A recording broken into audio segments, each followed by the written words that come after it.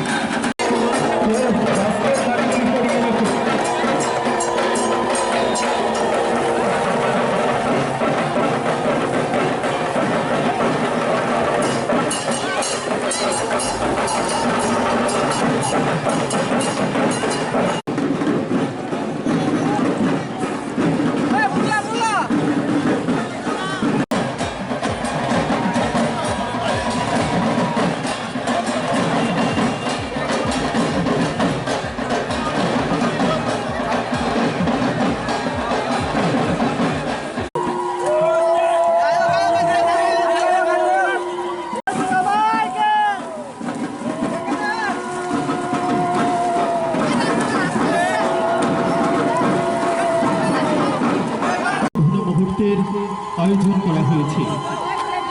একদিকে মহিলাদের উলুধ্বনি, অন্যদিকে সংঘর্ষ। আমরা চাই আমাদের প্রতিমা নিরঞ্জন পর্ব আমরা শান্তিপূর্ণ এবং সুশৃঙ্খল ভাবে যেন করতে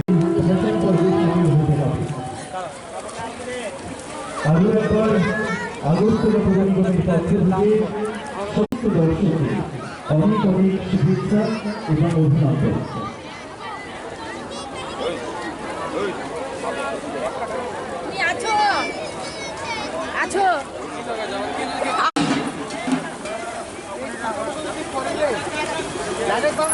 আগরতলা পুর নিগমের পক্ষ থেকে সমস্ত রাজ্যবাসীকে